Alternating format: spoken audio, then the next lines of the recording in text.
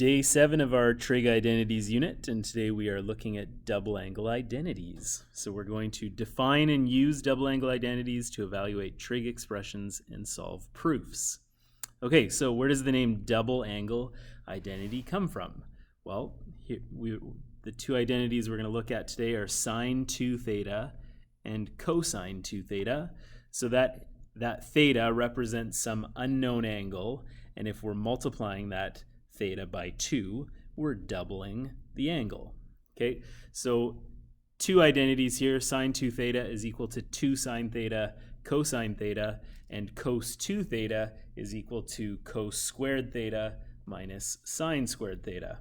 And we will derive some other identities out of that as well. Okay, but let's have a look at this here. 2 sine 30 cosine 30. So our theta here is 30 degrees. So we've got 2 times the sine of 30 times the cosine of 30, and from our identity, this is equal to the sine of 2 times 30 degrees, or the sine of 60 degrees. Okay, so deriving some variations here. Let's take our first identity, So we've got sine 2 theta. Sine 2 theta is equal to 2 sine theta cosine theta.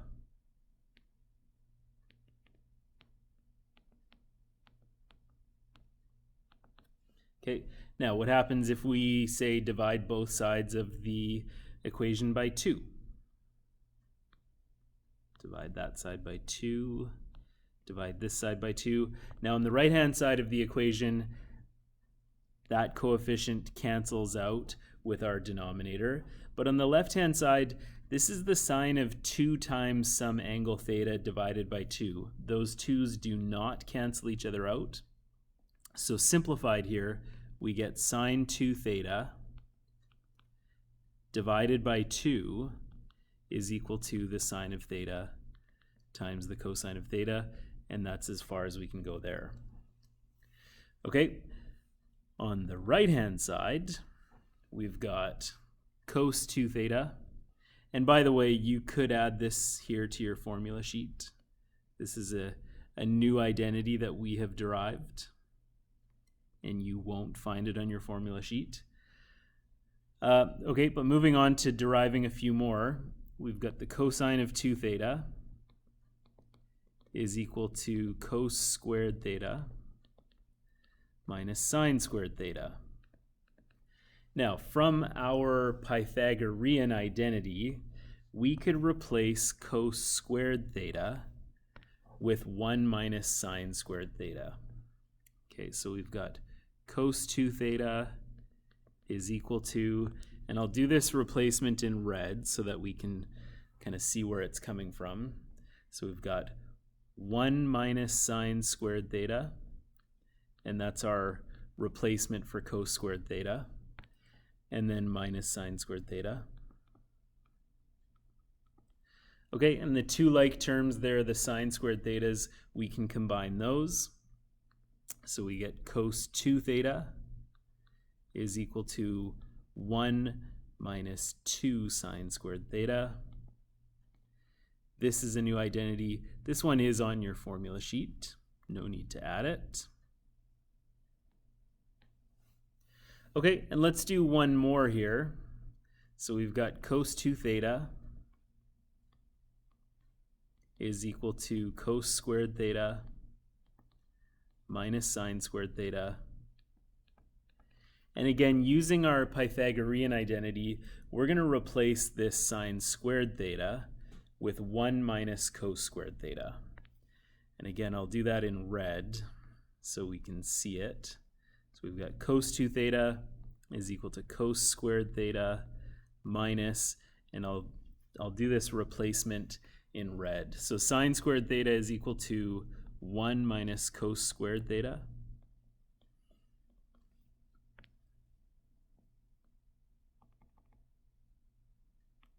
Okay, so we're going to get that cos 2 theta is equal to, we've got cos squared minus negative cos squared is cos squared plus cos squared, which is 2 cos squared theta. And then minus 1. And there's another identity. Oops. And this one is also on your formula sheet.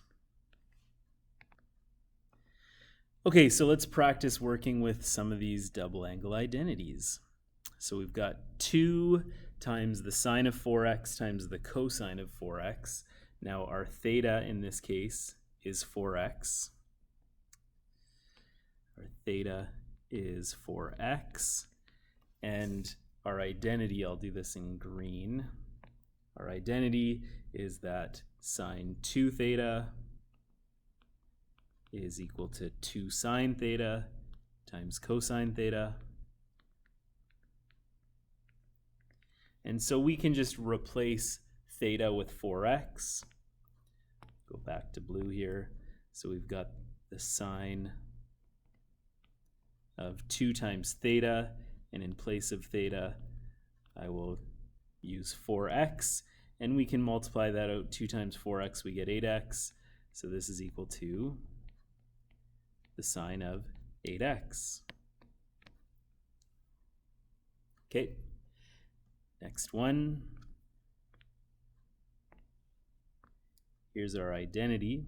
So we've got the cosine of 2 theta is equal to cos squared theta minus sine squared theta. And so our theta here is 1/2 a. Okay, so we've got the cosine of 2 times theta, and we'll replace theta with 1/2 a. And simplified, we just get the cosine of a. Okay. This one's a little bit more challenging. I'm going to show you the identity first, and then we have to do a bit of manipulation to be able to use it. So the identity we're working with is 2 sine theta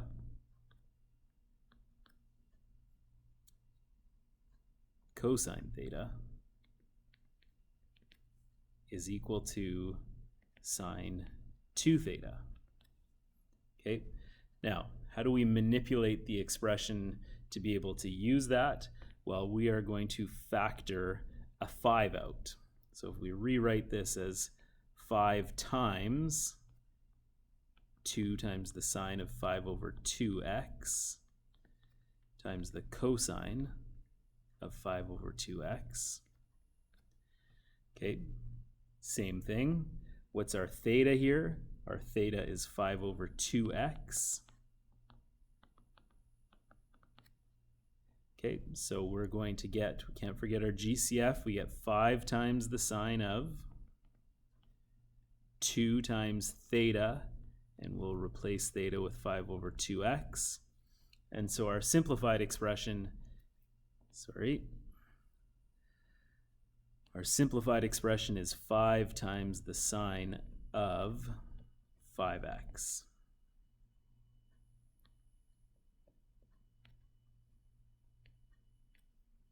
Okay. Okay. Next one, this is one of the identities that we derived. So we've got sine 2 theta divided by 2 is equal to sine theta times cosine theta.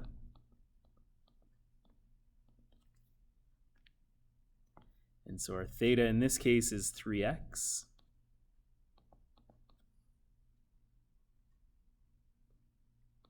So we've got sine 2 and times theta, we'll replace theta with 3x, all divided by 2 is equal to the sine of 6x divided by 2, and that's as far as we can go. Be careful that you're not trying to cancel out the 6 and the 2. Okay, same idea with the next one. We've got the sine of 8x times the cosine of 8x. Our theta here is 8x. So we've got the sine of 2 times theta. We'll replace theta with 8x, all divided by 2. Gives us the sine of 16x divided by 2, and that's as far as we can go. Okay, and the last one here is going to require a bit of manipulation as well. Our identity is this. Cos 2 theta is equal to 2 cos squared theta minus 1. Okay, bit of manipulation here. We can factor a 3 out of both of those terms. If we factor that out, that 3 out, we're left with 2 cos squared 5x minus 1. Okay, so our theta here is 5x. And we get 3 times the cosine of 2 times theta, which we're replacing with 5x. And so we get 3 times the cosine of 10x.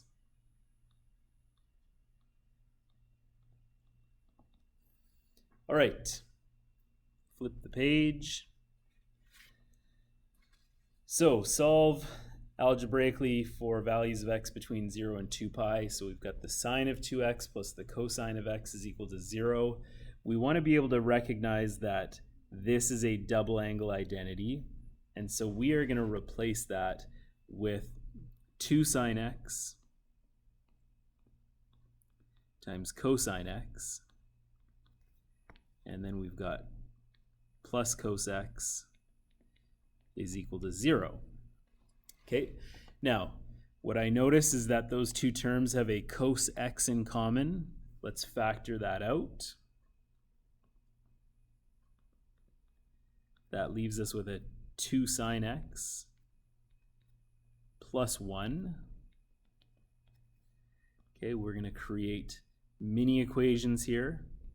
So find where the cosine of x is equal to 0 and where the sine of x is equal to negative 1/2. Okay, cosine of x being equal to 0, I am going to I'm going to close my eyes and visualize the graph of cosine between 0 and 2 pi.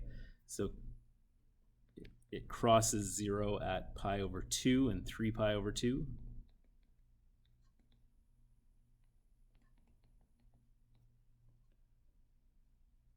So there's 2 solutions there.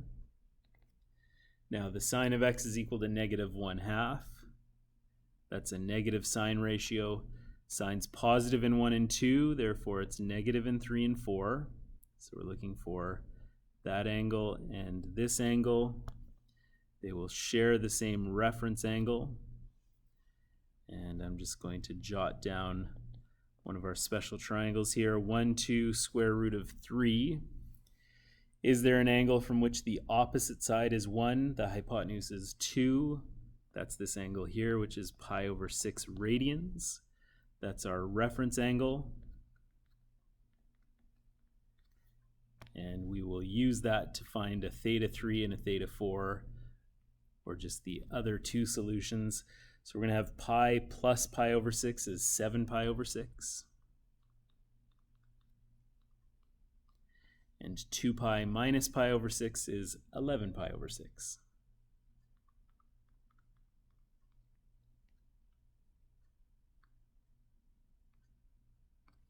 Okay. All right, next one. Again, we've got a double angle identity here. And just off to the side, I'm going to jot down, we've got 3 options. Okay, cos squared minus sine squared, 1 minus 2 sine squared. So these are on your formula sheet. and 2 cos squared minus 1. Okay, so which of these three options is going to work the best? I would say this one right here. Okay, and we'll see why in just a minute. So we've got 3 sine squared x plus, and I will replace cos 2x with 1 minus 2 sine squared x. And then we've got minus 2 is equal to 0. Okay, now we have like terms, so we can add and subtract. 3 sine squared minus 2 sine squared is just sine squared. And then 1 minus 2, we've got negative 1 is equal to 0. Okay, a couple of different ways we can solve this. I'm going to factor it as a difference of squares. So we get the sine of x plus 1 times the sine of x minus 1 is equal to 0. Our mini equations look like this. Where's the sine of x equal to negative 1? Where's the sine of x equal to positive 1? And we just want to visualize this. Okay, where's the sine of x equal to 1? That's at pi over 2. Okay, sine starts at a midpoint and increases to begin. Okay, where is it equal to negative 1? At 3 pi over 2.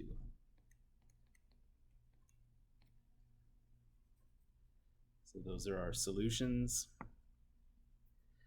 Okay, and the next one, again, we've got a double angle identity here, the cosine of 2x. I'm going to use 2 cos squared x minus 1. 2 cos squared x minus 1 minus 5 cos x plus 3 is equal to 0. Clean this up a little bit. We get 2 cos squared x minus 5 cos x. Negative 1 plus 3, we get plus 2 is equal to 0. And we'll factor that. So we have 2 cos x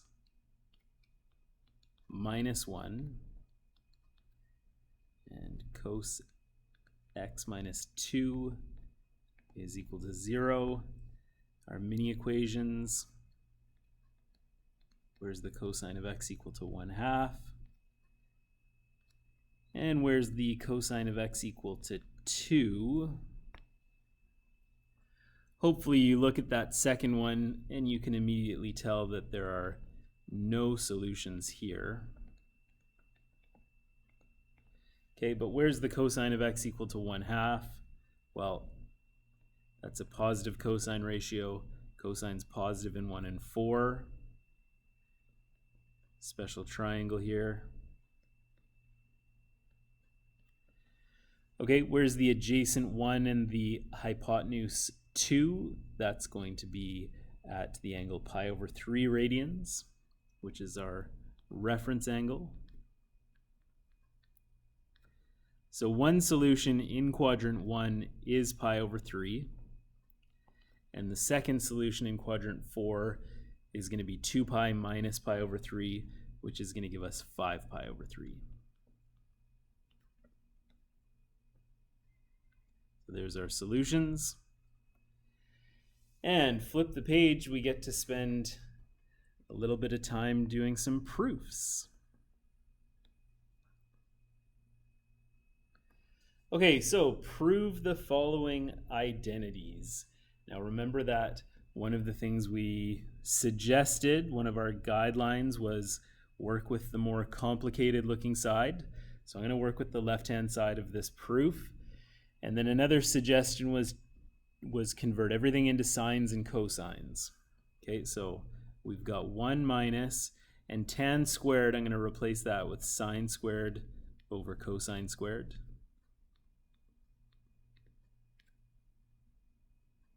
And then we've got 1 plus, and again, sine squared over cosine squared. Okay, now we've created a complex fraction, so we can eliminate the fractions in the fraction by multiplying by a common denominator. So we're going to get cos squared minus sine squared in the numerator. And we're going to get cos squared plus sine squared in the denominator. Okay, now that numerator, cos squared minus sine squared, that is a double angle identity. It is equal to cos 2 theta. And cos squared plus sine squared, that's our Pythagorean identity. It's equal to 1. So this becomes cos 2 theta. And so the left side is equal to the right side. Okay. And I believe this is the last one. Okay. Left-hand side, more complicated. I notice 2 double angle identities. Okay, so I've got 1 plus, now cos 2x, I'm going to replace it with the second option on the formula sheet because there's a negative 1 there that will cancel out with the positive 1. I'll do this in red. So we've got 2 cos squared x minus 1. Okay, and then sine 2x we will replace with 2 sine x cosine x.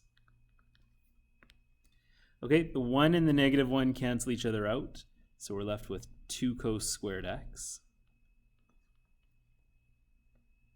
On the bottom, we've got 2 sine x cosine x. The 2's we can cancel, and we can cancel 1 cos from the numerator, 1 from the denominator. We are left with cos over sine, which is equal to cotan. And left side is equal to right side.